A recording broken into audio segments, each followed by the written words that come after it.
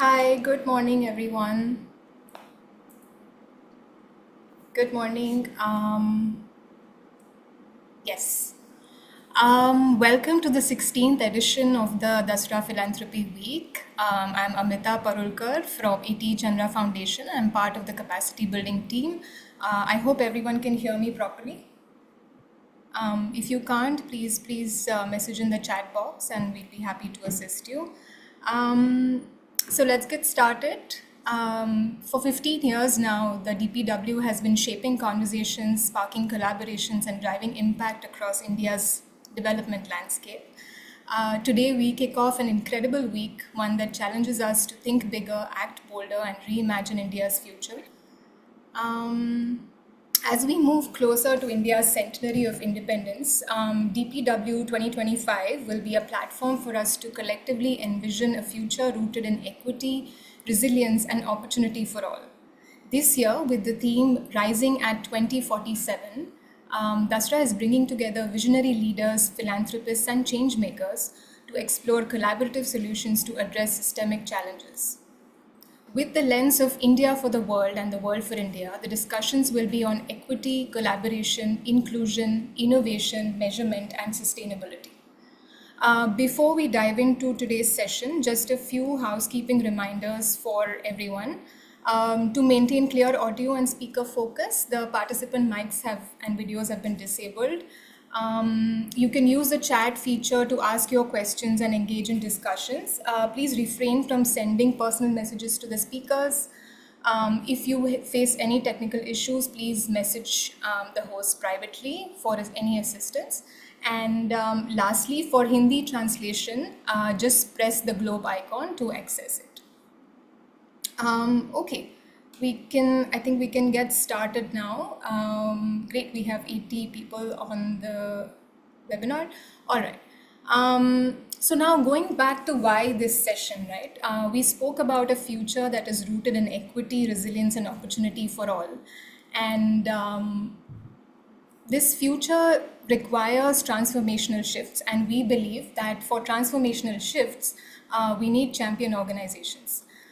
Now, for the last 15 years, our mission at A.T. Chandra Foundation has been to build champion NGOs in the sector, and therefore the learning and development ecosystem has been extremely critical to us and our mission. We believe that strengthening leaders and teams will lead to organizations who can create the kind of future that we desire and we spoke about earlier. But are the current L&D programs contributing to this impact? Should we all be doing anything differently? And what could that be? To find out, what we did last year is that we undertook a study to assess the impact of learning and development programs on individuals, on organizations, and our sector. We surveyed 357 participants, and we have some incredible insights that we want to share with you.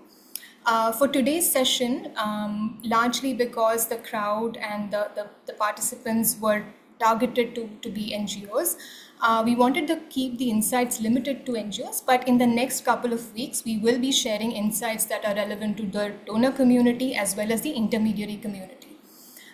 You can scan, we will be having a presentation on the findings, and you can scan the QR code, which is there at the end of the report. Please note that the report is work in progress, and we will be updating it in the next couple of weeks. To talk to you about the findings today, we have Sharon Weir, who is the co-founder of Fourth Wheel Social Impact. This is the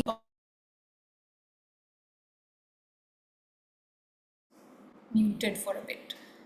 Am I audible to everyone? Okay, all right. Yeah, so she is from Fourth Wheel Social Impact. This is the organization who helped us undertake this study last year. Post the discussion on the findings, we have a panel discussion with 3 NGO leaders who will share the stories on how they build leadership capacities, enable emerging leaders, and prioritize learning and development within their organizations. During the panel and also post the panel, you can write your questions in the chat box and we will be collecting them for the panelists. So over to you, Sharon. Thank you, Amita. Just a second, quickly share my screen.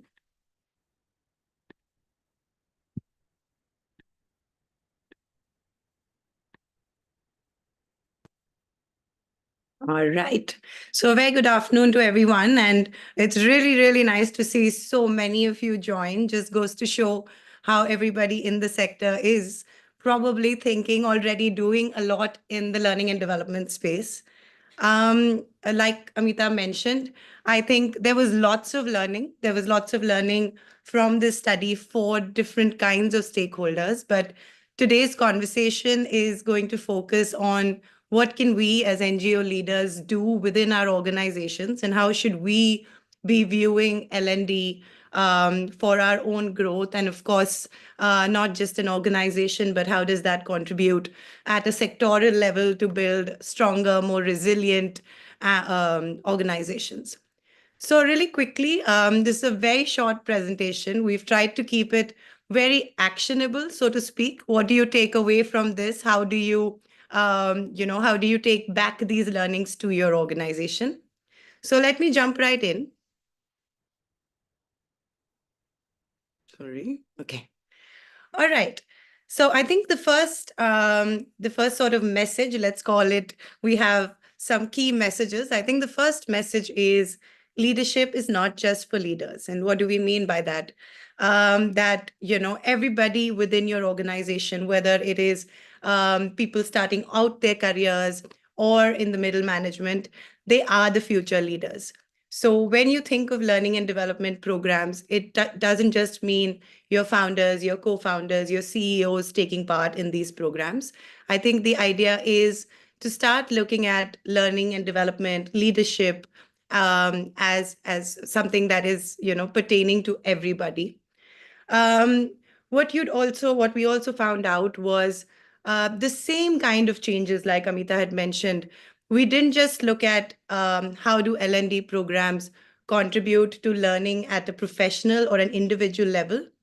Our research showed us that learning and development programs don't just have an impact on knowledge or professional growth, but they really translate down to stronger organizations and they really have an impact on a broader sector. Have a broader sectoral impact. And if you see the small box that we've put up there, what we saw was it's the impact translates at middle management in terms of the way they think, the mindset shifts that they kind of come up with by participating in these programs. There's a lot of leadership capability building, and it also translates into the way they look at resilience, problem solving, etc.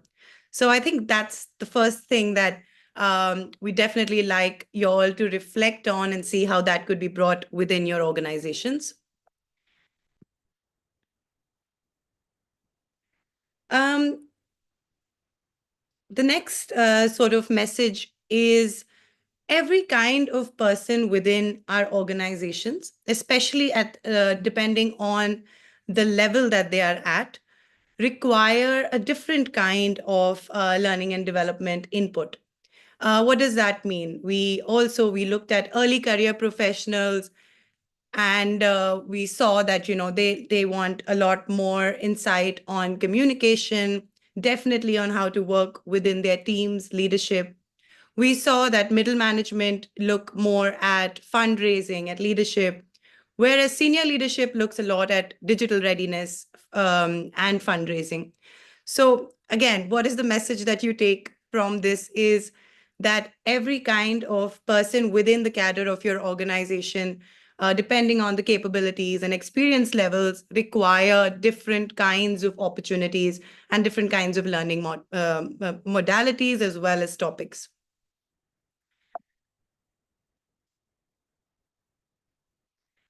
I think the other piece that, the third message that organizations should take back from our study is that learning should happen at all levels. I've already spoken about, looking at early career professionals, mid-level management.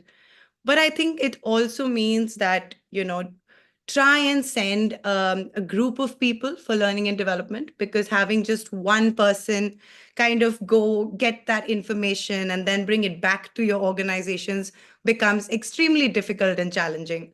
So how do you identify not just different people within your organization, but how do you identify a group of people so that learning happens at all levels and they're actually able to bring back that learning within the organizations. And last, I think this is very, very crucial. So it's great to, say, all right, leadership, learning and development is not just for senior leaders. It's great to say, yes, we need to identify second line leadership, different individuals within our organization to undertake these L&D programs. But then the fact is that once individuals, professionals get some sort of knowledge, information, they want to bring that back to your organization. We need to create spaces for them to actually, bring back that learning. And what does that mean?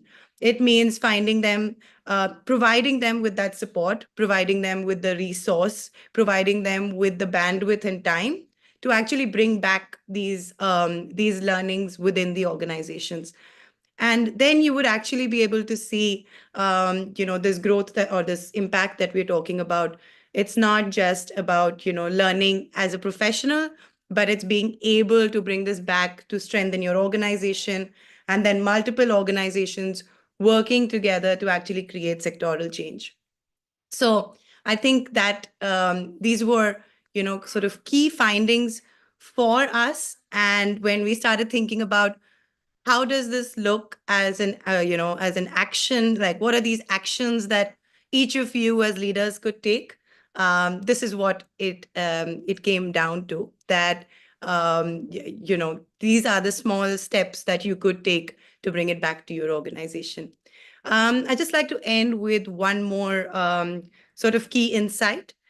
We see, and it was quite obvious that individual impacts are very strong. Like there wasn't any person among the 357 and plus all the experts and individuals we spoke to who didn't corroborate that yes, impact happens at an individual level.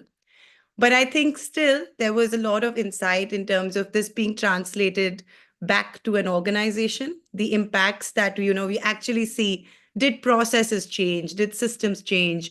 Did the way people in your organization start thinking differently? I think we still saw a very modest impact at that level. And then when you take it back to the sector, right? Like, did it change? Did it bring about more collaboration? Did it change a way of working? Did it influence policy? Even less so. So I think if I have to close this, I'd like to end with saying learning and development programs should not just be viewed as individuals, shaping their thinking or learning new things. It must be looked at in a much more broader, cohesive fashion, which says it needs to have impacts on how organizations do things, and most importantly, how the sector approaches and does things. So thank you. There's like Amita said, you could scan, and it's still a work in progress, but I think a lot of information for you to take away from the report. And I'll stop here. Thank you very much. Thanks a lot, Sharon. Thank you so much. Yeah, like Sharon rightly said, the impacts of learning and development programs need to be translated at the organizational level and at the sectoral level, and that is how we are going to see transformational shifts in the sector and transformational impact in the sector. Okay, let's quickly move on to the panel discussion now. For the panel, we can start with we have Neha Shah, who is the Chief Operating Officer at Jai Vakil Foundation. With over 14 years of experience, she leads key programs across healthcare, education, skill development, impacting over 750 individuals annually. She's a hands-on leader and problem solver, and Neha's commitment to inclusion and operational excellence drives Jai Vakil's growth and impact. Next, we have Dhwani Mehta, who is the co-founder at Vidhi and lead for health. She's a Rhodes Scholar and a doctorate from Oxford, and she specializes in environmental and health law. She has contributed to key legal research on medical ethics, pharmaceutical regulation, and environmental law. But for for the purpose of this conversation, she has been deeply involved in the capacity building initiatives for employees at Vidhi. Then we have Pooja Taparia, who is the founder and CEO of Arpan, one of the world's largest non-profits tackling child sexual abuse in India. A global thought leader, Pooja's guidance at Arpan has been instrumental in breaking new ground in a complex social space, overcoming taboos, infrastructural challenges, and influencing national policy impacting over 20 million people. Last but not the least, we have Rakhi Singh, who is going to be moderating the panel. Rakhi is a leadership development consultant and a coach with over 20 years of experience in organization development, culture building, and performance management. She has designed leadership journeys across sectors and works extensively in the social sector to strengthen culture, people practices, and capacity building for impact at scale. Over to you, Rakhi.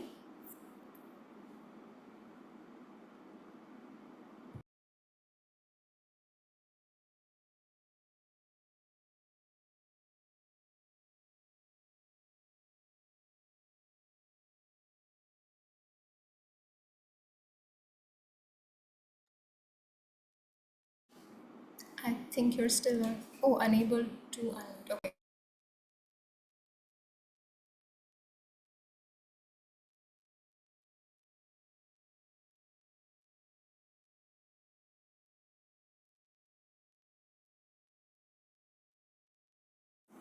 Tech team, could you check? Um,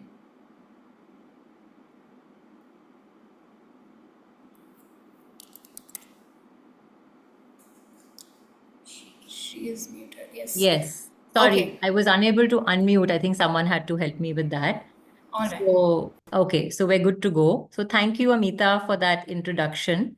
And it's an absolute pleasure to be here, moderating a discussion on a topic that I'm personally very passionate about. And I take this opportunity to welcome our lovely panelists and also a wonderful audience of over 130 people. So welcome all. And I think without much delay, we should get started. And I'd like to start with Neha. So welcome, Neha.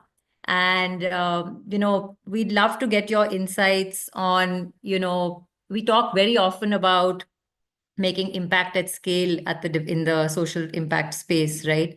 And leadership development is a very critical pillar for that to happen. So just was curious to know how you at Jai Vakil Foundation really ensure leadership development remains an ongoing priority. And then, happy to sort of follow it up with some of your thoughts. Sure, sure. Thank you for the introduction, Amita, and very excited to be here on this panel. So, to answer your question, Rakhi, I'd like to take you back to when I joined the organization, which was Mhm. about 14 years ago. The organization today is about 80 years old, so it was some 60 plus year old organization. It was being run by the daughter of the founder, Mhm. Mrs. Shroff. She was in her 80s at that point. The organization had a pretty flat structure. Almost everybody, all the employees, 200 plus employees, were reporting to Mrs. Shroff. She Mm. was like a superhero. She knew every employee, every student, every parent. Um, she was a force of nature, right? But while she was so great at what she did, we had not developed leadership within the organization. And so in 2013, when Mr. Shroff suddenly passed away, we didn't have a succession plan and we were almost in a crisis mode. Archana Chandra, who's now our CEO, she was on the board at that time and she stepped in as the CEO. And I think at that point, we knew that if we wanted to ensure that the organization continues thriving in the long run, we had to make leadership and sustainability at the core of the organization. And so that's how basically our journey started. We incorporated Simon Sinek's Golden Circle at that time, right? So the why became the center of everything that we did. So our purpose has always been inclusion of individuals with intellectual disability. Mhm. And taking that at the center, we kind of started developing leadership within the organization. So it wasn't just important who is running what, it also became important of how and why you're running what you're doing. Hmm. So we focused on three main things. The first was to identify leadership from within the organization. Hmm. So we had team members who had been within the organization for 10, 15, 20 years. They had the passion, they had the skills, they knew the context. They just needed some structured leadership opportunities. So we started with that. We drew up an ideal organization structure and we saw that, okay, who from my existing team members could fit into these Mhm. roles. And then we had to think creatively because, like all NGOs, we were struggling financially, and so we leveraged a lot on the volunteering model. So at one point, almost 40% of our leadership team were volunteers. Hmm. And that continues today. Even today, we have some volunteers in key leadership positions. So we did that to get like the leaders in place. But the second thing that we needed to do was equipping them for success. Hmm. And of course, we made lots of mistakes in that journey because we realized that just because somebody is great at what they do doesn't Hmm. automatically make them a great leader. Hmm. And so those support systems and the whole training was required to be put in place. So that's when we started developing our learning and development framework, whatever the trainings that we could send our people to. In fact, I started my own leadership journey in the first cohort of the Dasra leadership program. Hmm.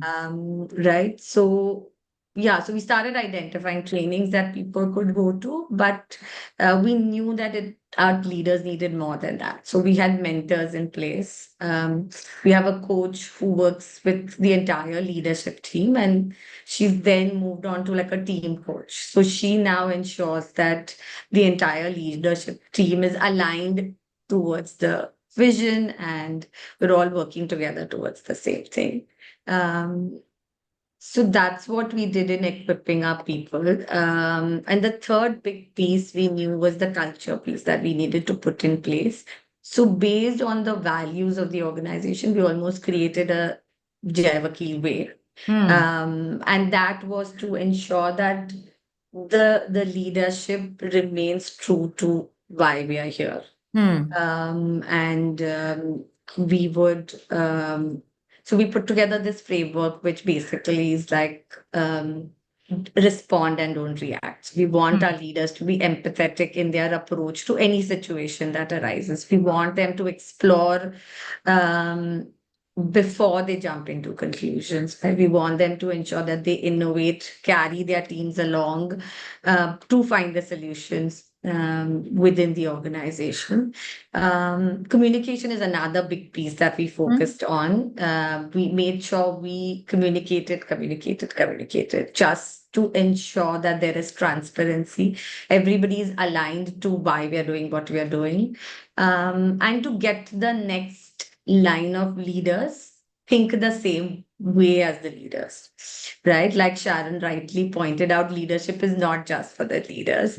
I think very, very true. So when we got our first line leaders ready, we immediately started thinking of our succession plan. And I Hmm. think um, while it was very early, while we were still getting settled, I think it's a journey and it takes Yeah. a while to get people thinking like that. And I can't say we've got it right, but it's something that we constantly think about that, okay, after me, who's going to do this, right? Hmm. Who's the next line of leaders within the organization? What can we do for them for the next 5 years, 10 years to ensure that, they become the leaders and they take the vision and mission forward? Yeah. Um, yeah, these are some of the things. Yeah. And No, we thank put you. Thank yeah, you for sorry, that I'll just very. add. Yeah. Yeah. We Please put go some ahead. 2, 3 simple pieces in place for to ensure that the culture and the leadership continues, right? So, Hmm. like every new employee gets a buddy within the organization to take the culture, to like walk them through the whole culture piece. Hmm. We do these lunch with the leadership team. So, a few of the leaders meet the employees every week for lunch, right? Hmm. And this is to get to know each other, for the managers to see how the leaders are interacting with the employees. Yeah, so we do simple things like that, which I think has helped bring the entire organization. Lovely, lovely. No, thank you for that very comprehensive share. There was just one question that I wanted to ask you because like you rightly pointed out, leadership development is an ongoing journey, right? And there's a lot that it takes to kind of get this to work in a sustainable way. Just wanted to check with you on a more foundational question. How do you define your leadership strategy? Because that is really the starting point. So year on year, what do you do to define the leadership strategy? What are some of the elements you keep in mind to make sure that, okay, this should be our strategy for the year? So I think it brings me back to the golden circle. I think why becomes the center of everything that we do. Mm. We ensure that the team is aligned to what is it that we want to achieve strategically, and Mm. then the entire like our culture piece helps us with the how. Mm. Right? So this is where the coach jumps in to kind of ensure we are aligned. Mm-hmm. I don't know if that's the answer you were looking for, but yeah. And then like the board is there, the advisors are there who kind of keep us aligned. Mm-hmm. Um, yeah. Yeah, no, that makes a lot of sense because it's really about looking at the organization strategy and then saying, okay, what are the critical capability gaps that exist, and using probably expertise from external coaches to help hone those aspects in a more focused way and a more multidimensional way because leadership is never unilateral or. So, yeah, so absolutely. So, thank you for that. And maybe now we move on to Dhwani and welcome Dhwani. And one aspect that actually Sharon spoke about, which is actually, I think, something that most of our, folks on the webinar today would like to know about, is really about tackling the challenges at the middle level, right? Because they really occupy a significant layer in the organization, and that layer seems to be, as the study shows and as we've seen in the sector, neglected to a large extent when it comes to professional development, capacity building, and also from a career trajectory perspective. So, wanted to understand from your personal experience at Vidhi Center for Legal Policy, how do you counter these challenges of managing this middle layer, and how do you ensure that their career trajectories are taken care of for longer term engagement and sustainability? I think we need help to unmute Dhwani. Can you help with this, please? I am just, Thank you. yes, Yeah. I was having this lovely. I think, yeah. All right. Yeah, thanks very much for the question, Raki, and to Dasra and the AT Chandra Foundation for this invitation. Before I answer it, I'll just give you a brief background on what middle management at Vidhi Yeah. is. We are Yeah. an organization that's primarily um, comprises legal researchers because we do legal research and help government draft legislation. Mm-hmm. We're essentially an organization of lawyers with Mm. three basic categories of folk. So we have research fellows at the most junior level who will do all the grunt work, the research work, Mm-hmm. the execution of the projects that we take up.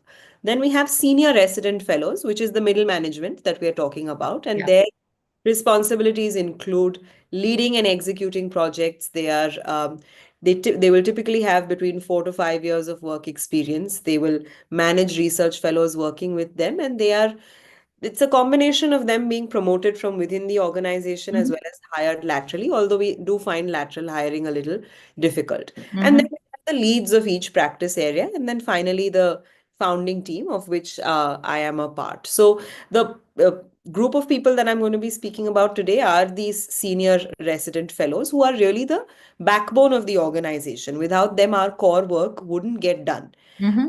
The challenge that we were facing was that they have a high degree of responsibility. We expect a lot out of them in terms of the quality of their work, the speed with which Right. they're able to execute it. But given that our competitive, the alternative modes of employment for them are law firms, the salary that we are able to offer as a not-for-profit, or the direct Mm-hmm. compensation that we're able to offer is a fair bit below what they might get outside. So Hmm. that there is a challenge to retain them, because because we've kind of solved that compensation problem for our research fellows as well as our leads, where we're closer to the market than we are Correct. for middle management. Hmm. But of course, we can't, as a not-for-profit, we can't try and play catch up with law firms all the time. We Mm-hmm. have a very huge fundraising challenge on our hands. And so we have been trying to think about a way in which to communicate and to actually deliver to middle management um, a total rewards package. I mean, Mm-hmm. use, the management speak that our HR lead does, which makes them feel that yes, despite the somewhat lower compensation, there is a great degree of satisfaction and opportunity for learning and development at the workplace, with a very clear career trajectory for them both within the organization as well as outside it, should they Hmm. choose to make that. Decide to move on. Hmm. Exactly. And so this has involved a few components. The first, of course, is being fair about the compensation itself. So we Yeah. now attempt a benchmarking exercise periodically where we are pegging, or we're trying to peg their compensation to other law firms, folks in Mm-hmm. the development sector, litigating lawyers, etc. But in addition to this, we've also rolled out a customized learning and development or training framework. I mean, we're doing this for leads and research fellows as well, but we've invested more heavily in doing this for middle management as well, our senior resident fellows. And this comprises three different kinds of skills. So, Mm-hmm. one, of course, are those that are available across the organization, ranging from, essentials that you need to know about Office and Excel to um, tools on legal research methodology, everything that is core to being a legal researcher. So we offer um, sessions like this within the organization where we invite external experts. We also Hmm. subscribe and have a small budget for each team to use for upskilling depending on their particular areas of interest. Mm-hmm.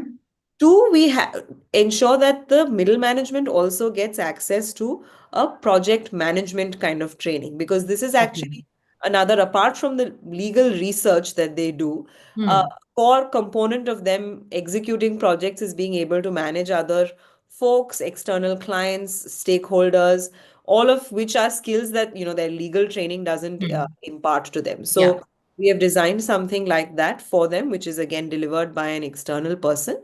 And then finally, we have leadership training specifically for middle management as well. Again, delivered by someone from outside the organization Mm-hmm. after having assessed, what it is that people within the organization most want to build their skills on. So this is now a comprehensive, we have a calendar for this kind of learning and Hmm. development framework, which is rolled out across the year.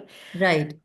On the basis of this, it's people can take calls on whether they want to become specialists in their fields or Hmm. want to assume more of a leadership role within the Yeah. organization. Yeah. Because you will find that there will be people who are comfortable doing what they are good at, and those who are Absolutely. more interested in organization building as well. So, Hmm. with these skills now and with this kind of training, people have the opportunity to decide what it is that they can, are their best suited for, and accordingly they have a good career trajectory. They're also equipped with skills to make a transition outside of Vidhi if that is what they choose. Hmm. And finally, just a few things that we've been able to do thanks to our own networks as the founding team, and which I think adds a lot of value to, I mean, adds a lot of value for middle management, is Yeah. we've all studied abroad and have connections with professors at universities there. So we are trying to offer our middle management the opportunity to go abroad for a short sabbatical, do a Hmm. residency. So we currently have someone who's gone to do a short residency at Oxford University, where they can just spend Hmm. time there listening and interacting and talking to people in their chosen area of work. So we have the opportunity to do that thanks to the education that we had, and so we want to make the most of those connections and give back to allow middle our senior resident fellows to have that opportunity as well. And in addition to that, again, thanks to the support of organizations like ATE Chandra, as well as one of our funders, Nandini Piramal, who has been deeply invested in capacity building, we're able to make a small pool of funds available for fellows to do whatever personal research or academic project interests them. Something like presenting a paper at a conference abroad, or I don't know, attending a storytelling session for impact at another organization. Whatever it is that they think will, takes their fancy and Yeah, will help them in their career goals. We have a small corpus of funds that they can tap they into. can tap into. Yeah. Lovely. No, that is really, really useful to know. And it's tremendous to see the amount of focus you're putting in leadership development by way of different career tracks, etc. And we will come back to you, Dhwani, but let's move on to Pooja in the interest of time. So, Pooja, we have been exploring this whole concept of leadership being very multidisciplinary, right? And just wanted to check in with you at Arpan. What are some of the things that you do by way of initiatives that embed leadership development and create a culture of peer learning and knowledge sharing within the organization? Would love to get some perspective from you around that. Sure. Thanks so much, Rakhi. And I'm so glad that L&D is on the spotlight. And so congratulations, Dasra, on your 25 years. And ATECF, thank you for bringing this very important aspect of running organizations, because without L&D, it's hard to make impact. And I really connect that with impact. We are working on the issue of child sexual abuse now for almost 19 years. And for us, our on-ground work has to be of very high quality. It's a sensitive issue. We need to make sure that all the field people, everybody is well-trained. Just apart from following processes and policies, skills and competencies matters a lot at Arpan. And so one of our core values is excellence, apart from respect and accountability. And I think all of it flows from there. Like, our value culture defines the way we look at leadership and development because of the mission vision we have in the work we do. I'll cover a couple of points quickly. Yeah. We do a number of things that enables leadership development and learning and development at Arpan. For instance, every single employee, every person who joins in is given a training allowance. So, and it changes from year to year, as in how you complete more years at Arpan, the allowance increases. So you can do more for upskilling yourself. The second thing we do is a lot of capacity building across levels. We'll get in professionals, either pro bono. Sometimes we pay if the session is worth investing in. So that across levels, people are able to build competencies and skills. So it can be soft skills training. It can be, simple things like how can you conduct interviews better? How can you communicate better? Like last year, we invested a lot of time in change management with the leadership team. Our fund's growing and scaling very fast. How do we manage change as leaders is something that we focused on. Just the beginning of 2025, all the managers, directors, and me, we all spent 4 days with our strategy consultant learning about sophisticated planning, like how should planning be done in a really well thought out manner. After I did the DSILP program with Dasra in 2016, I've conducted possibly about 8 to 10 case studies from Harvard Business Review, which I learned in Dasra. And then I came back and facilitated them in Arpan so that everybody learns through those case studies. Right. The longest time we've had coaching for senior directors. This year we've started coaching for managerial level so that everybody can focus on 1 or 2 areas of development and upskill themselves.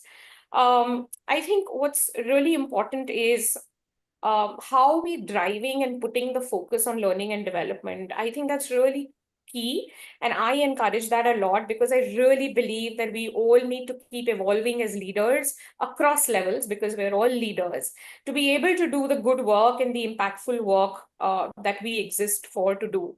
Another example that I can give around culture is like we do quarterly reviews every quarter, which means the entire team comes together for about 2 days, learning from what happened in the last quarter. And it's beautiful to see every person talking about stories of change from the ground, but ending with saying, this is what I learned from this experience. And so everybody is talking about, this is my learning. So the narrative becomes that, we're all here to learn, to get better, and see how can we evaluate. And I think and regular evaluations that ARPAN does, because the focus is that how do we continuously improve, learn, and get better. And the other things that I can touch upon is, we even when a new person joins, there's a 3-day induction, a very formal induction done, so that people are trained, they get a sense of what work does ARPAN do. And so the learning journey, I guess, literally you can say starts from day one. The minute a person enters ARPAN, the L&D starts. Another beautiful thing is the therapeutic allowance we give. So every single employee on a monthly basis can use this money to, undergo any kind of therapeutic process of their choice, which not only enables any vicarious trauma to get dealt with, especially for the field people, because of the nature of work we do, but I do think that it puts in a culture and a thought process of increasing self-awareness. Yeah. And therefore doing self-work, because therapy is about first understanding, okay, what is it that I need to deal with and address, and now what do I do about it? So I feel like though it's an unintended outcome, I think it helps L&D as well. And I think the last thing that I would like to say is that I feel that it's just important for everybody, not just the leadership, but for everybody to continuously think about how can we do better. And I think when that is a core value, everything gets aligned to that. And so I guess strategies get shaped based on what are you trying to do. And so that's how we framed it. Thank you. No, lovely, Pooja. Thank you for that. I loved what you shared about well-being and its linkage to leadership development. I thought that was really special. I'm going to close this conversation with one question for all of you, the same question, and we'll go back to Neha. And my question is, in your journey, what have you seen as your top 2 successes or challenges in the implementation? When we come down to practical aspects of implementation, what have you seen as your top 2 successes and challenges that you'd like to share with the group? Sure. So I have a very recent example of success. Hmm. So if you remember what I said about 2013, how when the leader, she suddenly no more and we didn't have a plan in place and we went into crisis. Yes. Cut to 2024 when our CEO Archana decided to go on a 6-month sabbatical. And so I think the entire team, so to speak, had to kind of take a step up. So I jumped in as the interim CEO, but my entire team and their teams, everybody had to take a step up to take larger responsibilities to ensure that the organization continues to do what it needs to do. And now 6 months later, as Archana's back, I feel like that dream has, so to speak, we did like a test of that dream, that will the organization be able to continue doing what it needs to do during when change happens, right? Right. And so I think that for me is a big success. I think to see that how my team has kind of taken the larger charge. responsibility. Yeah, and they've taken charge. And we've seen capabilities that we didn't see before, right? So we now know that people can't go back to that because they are definitely able to do a lot more. I think this pushing people outside their comfort zone is really, really important. It's very hard to do, but is really important. I think for each of us, that awareness that, I become complacent in what I think I'm able to do. Unless I push myself, I'm not going to see what else can I do. And I think the challenge that continues to remain is that we've put a lot of support in place for the leaders and for the emerging leaders. We continue to see that there is still a little bit of hesitance to reach out for that, right? Whether it's the coach or the mentors or the advisors that we put in place, or even the network that we built through panels like this, right? I can see that when we are struggling, there is still a hesitance to say, hey, let me call up Pooja and ask her, Pooja, how did you do this? I'm struggling. And I know that Pooja will have an answer, but I don't know why that continues to remain a big struggle for all of us. Yeah. No, thank you for that. Thank you for that, Neha. And let's come to Dhwani. Then, Dhwani, I'd love your perspective on this. Sure.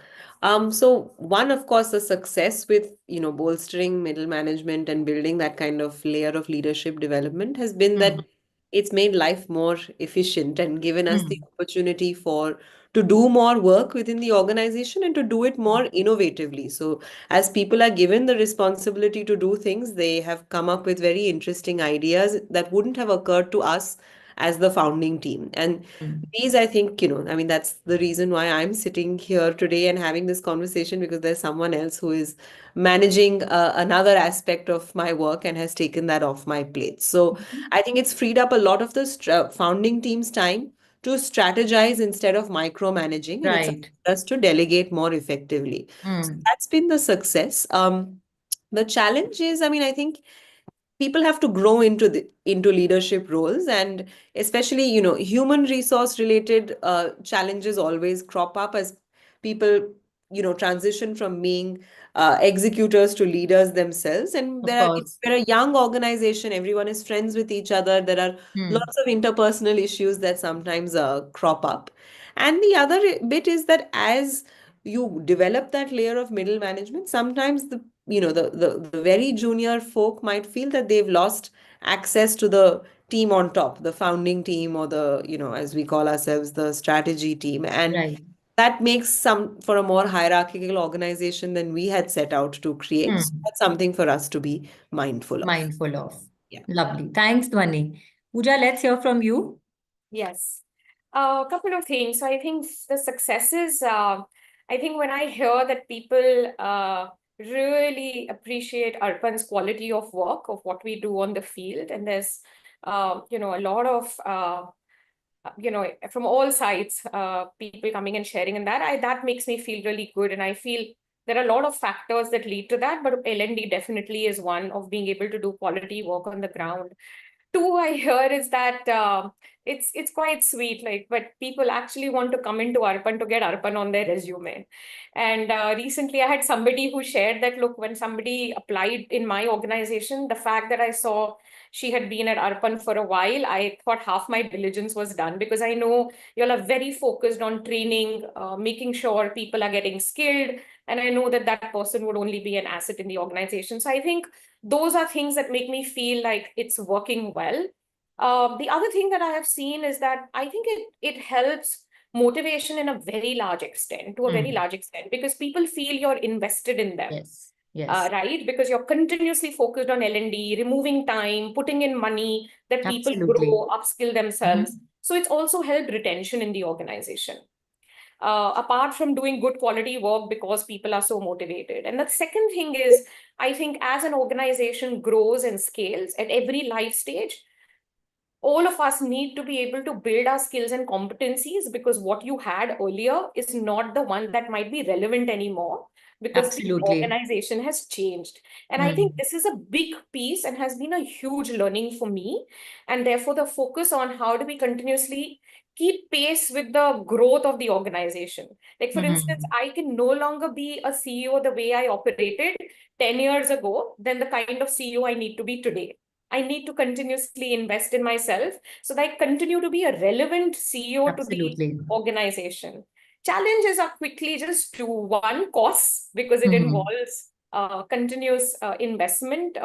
Most of the time, we've been able to find people pro bono, but sometimes there is money involved. And the second is, it can sometimes make the field stretched, because with day-to-day work, culling out time for capacity building, everybody therefore needs to do that, and sometimes can feel like, oh my God, there's already so much going on, and we need to remove half a day for this workshop. So those can be a little bit of a bit of a challenge. But honestly, the challenge is much smaller to the kind of gain, because that's exponential in front of the challenges of L&D. Yeah. Thank you.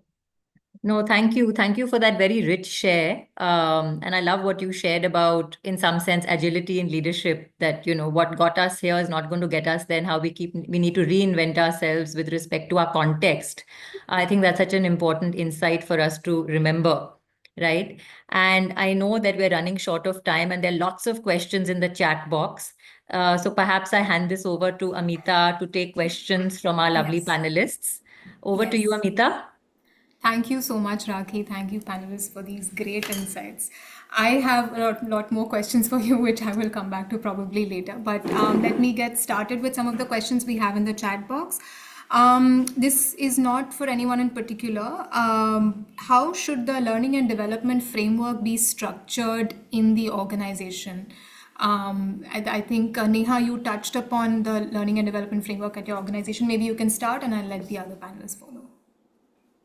So I think the way at least we do it is we try to one size doesn't fit everyone, right? So I think it's important to think about what is it that my group A needs, and I think solve for that, right? So to give a very simple, we maintain like a large Excel sheet of all the training programs that are available in the social sector.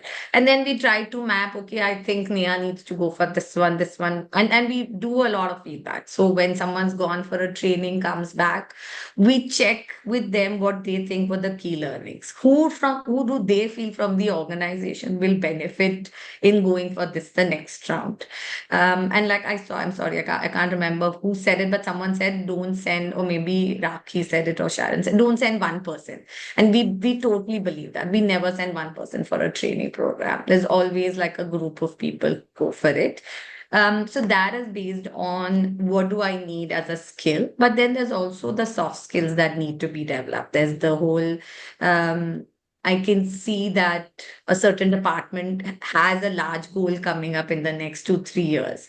And so preemptively, maybe all the managers go through a mentorship, 6 months of mentorship with my team coach. So we also try to balance like hard skills, soft skills.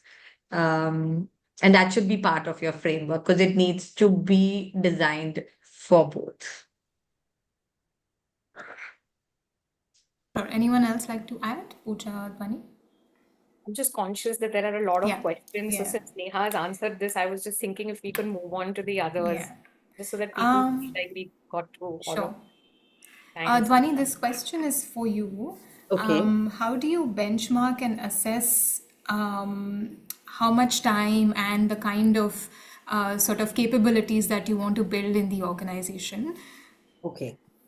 I mean, for that again, I think it's similar to what Neha said, as in we have different learning and development frameworks for different levels within the organization.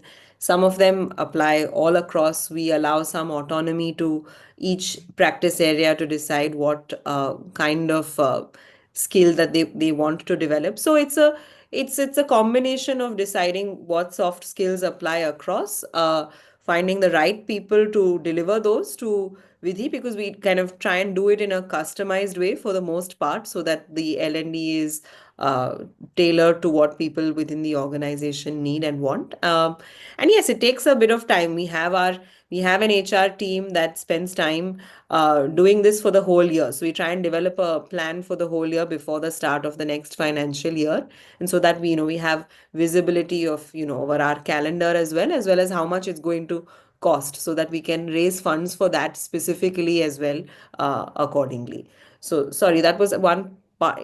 Have I missed any other part of the question? No, that's good, Dhwani. Thank you so much. Also, again, this is not specific to any panelists, but is there a need to hire a strong HR consultant or HR team in the organization to kind of take the L&D, prioritizing L&D in the organization? I can answer that.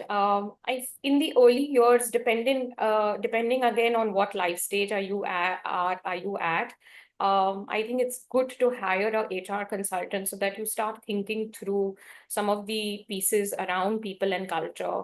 So for instance, I remember ARPAN had started its work on child sexual abuse sometime in the year 2006. And then in 2010, we took on an HR consultant to help us put in our HR policy in place, How should performance management be looked at? Or maybe we need something else. What does an exit interview look like? So many things are there in terms of aspects to people and culture. So the immediate, I would say, is that as soon as you see an immediate need, I think it's a good practice to take on. And then as soon as you can afford a full-time person, I highly recommend that organizations should have a full-time person leading people and culture, and then slowly build it out and build a bigger team as well. I feel that as a CEO, I have learned that one of the most important aspects of my work is to focus on people and culture, because that's a big piece. If we as leaders solve for that, a lot of other things get solved for. Got it. Thank you so much, Pooja. I think one last question we can take, which is people asking how do you ensure that learning and development is prioritized amongst employees, especially when there is already a lot going on. So how do you ensure that they kind of step back and look at it as something that is going to be helping them towards leadership? I can't say I've ever had that challenge. Everyone is always very eager to do anything that, again, I'm speaking because mostly an organization of young folk who are keen to build their resumes, apply for, degrees abroad. They see all of this as a route to their future career trajectory. Maybe pitching it like that to them. All right, got it. I think we are out of time. There are a lot of questions, but we'll find another time and another way to answer all of these questions. I want to say thank you to all the panelists. Thank you, Neha. Thank you, Pooja, and thank you, Dhwani, for sharing these great insights from your organizations. I think it's very, very useful for us. Thank you, Rakhi, for moderating the session and bringing out these journeys from our panelists. I also want to thank the Dasra team for organizing this webinar for us. Thank you so much. Thank you, Sharon, for sharing the findings and helping us do this study that we've been dreaming of for many years. So thanks a lot. And I think we have a little poll from the Dasra team where you can give your feedback. So please fill that in, and just want to say thank you everyone for joining in. Hope this was useful for you. Thank you, everybody, and thank you for the Thank you. opportunity. Thank you, Amita and Rakhi, and everybody at Dasra and ATECF. Thanks, Pooja. Thank you. Thank you all. And thank you, Amita, for having me. It was a pleasure being here and lovely meeting you, Neha, Pooja, and Dhwani. Unfortunately, it's never enough time. And we just barely scratched the surface. But at another time, would love to hear more and exchange notes. But thank you once again. All right. Thank you, everyone. Bye bye.